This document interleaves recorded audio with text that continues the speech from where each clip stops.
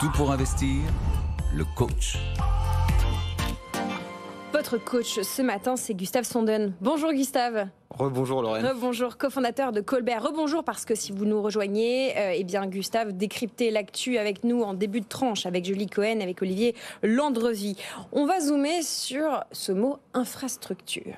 Qu'est-ce que c'est qu'une infrastructure? À quoi ça sert? Et pourquoi en tant qu'investisseur, qu'investisseuse, ça peut nous concerner? Alors d'abord, exercice de définition, Gustave, cofondateur de Colbert. Qu'est-ce que c'est qu'une infrastructure? Alors pour ceux qui aiment la théorie, c'est l'ensemble des structures et des installations physiques organisationnelles de base.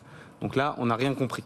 Mais concrètement, ce que c'est quoi? C'est les autoroutes, les aéroports, les hôpitaux. Vraiment, en fait, c'est ces gros investissements structurels dont on a besoin pour que nos sociétés fonctionnent. Moi, c'est simplement les bases de notre économie, finalement, pour pouvoir commercer, vivre, travailler.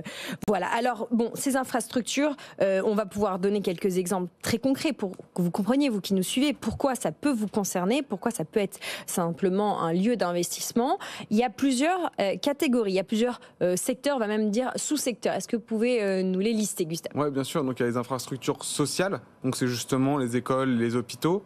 Les infrastructures de services publics, donc là on va plutôt regarder les réseaux d'eau, de gaz, qui sont souvent pourvus par l'État, en tout cas en France, les transports en général, donc j'ai parlé des autoroutes tout à l'heure, les aéroports, les gares, etc.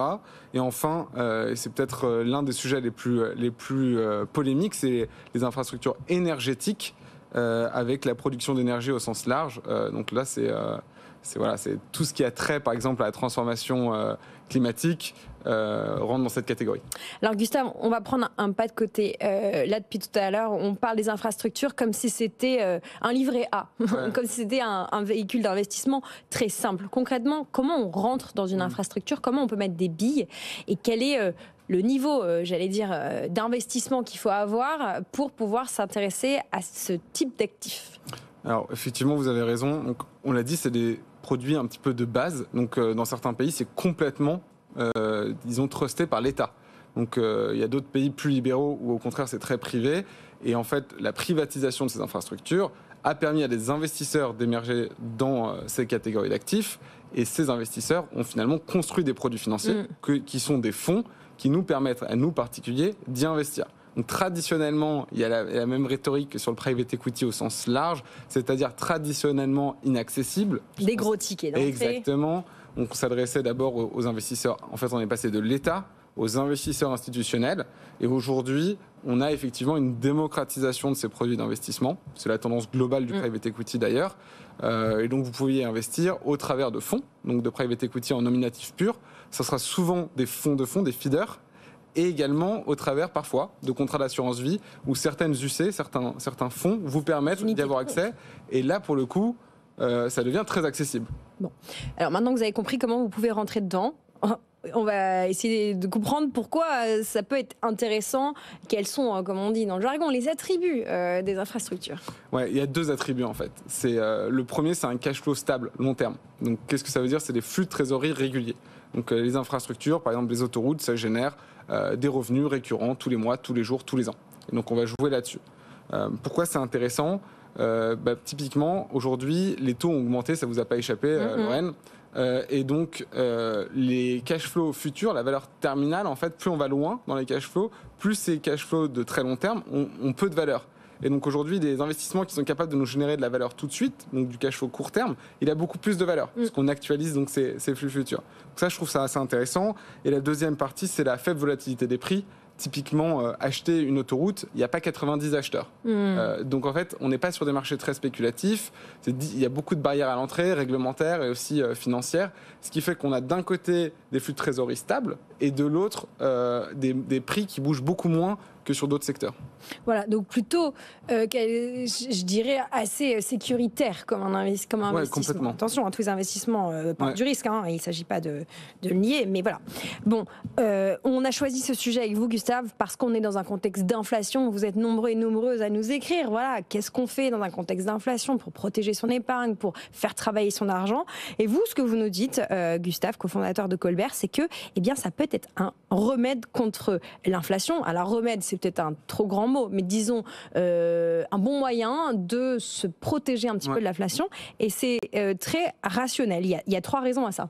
Effectivement, il y a 3 raisons. Je pense juste petite introduction, c'est pourquoi est-ce qu'on se pose cette question? C'est parce que en 2022, les actions et les obligations, qui sont censées avoir une activité un peu décorrélante l'une envers l'autre, ont décru en même temps, parallèlement. Donc en fait, on se rend compte que notre 60-40, le portefeuille traditionnel, il fonctionne pas toujours. Et en fait, c'est quoi le risque? Qu'est-ce qui a fait ce repli des obligations? C'est le risque de taux. Aujourd'hui, on est clairement dans un contexte où c'est difficile de faire des prévisions là-dessus.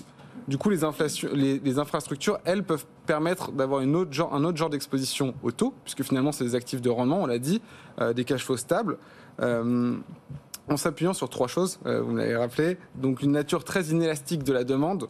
Donc en période d'inflation, on continue d'utiliser ces infrastructures, etc. Parce qu'il y a l'inflation qu'on ne prend pas les autoroutes ou les ponts. Exactement. Enfin, les autoroutes peut-être plus que les ponts. Mais... Et pareil, on continue de se soigner généralement. Donc voilà, ces infrastructures sont vraiment, dépendent d'une demande très inélastique. Il y a un cash flow qui est contractuellement lié à l'inflation. Donc très souvent, le preneur à bail ou peu importe la nature du contrat va dans le contrat inclure une clause qui va indexer les revenus à l'inflation. Et ça, systématiquement, c'est contractuel. Quasi systématiquement. Et c'est le rôle aussi des fonds qui investissent dans les infrastructures de faire ces contrats et de s'assurer qu'il y a cette clause dans ces contrats. Et donc on reviendra peut-être après sur la différence entre le rendement réel et le rendement nominal. Et c'est là que peut-être on va bien comprendre l'intérêt dans ce contexte inflationniste. Et le dernier, c'est la hausse des coûts de remplacement. Donc je l'ai dit, une infrastructure, c'est très coûteux, donc il y a peu de candidats éligibles à l'achat d'une infrastructure. Mais en plus, quand on rentre dans un contexte inflationniste, les coûts de construction, en général, ont tendance à exploser. Et oui, on le voit tous. Voilà. Et ben ça s'applique également aux projets de plus grande ampleur que mon appartement. Et donc, typiquement, on va avoir moins envie d'aller créer une nouvelle autoroute, une ligne de train concurrente ou une nouvelle école quand le coût de remplacement est 2 fois supérieur à l'infrastructure existante. Voilà pourquoi ça peut représenter une ébauche de protection contre l'inflation. Vous l'avez teasé, alors on va être obligé d'y répondre en 1 minute. On va parler de la notion de performance nominale. Alors expliquez-nous ça sans jargonner, Gustave. Oui, en fait c'est très simple. Si on regarde dans la performance historique des différentes classes d'actifs, il y a la performance réelle, donc c'est le rendement que vous distribue, la performance économique, le rendement que vous distribue votre actif. Et il y a la performance nominale, qui prend en compte justement l'inflation.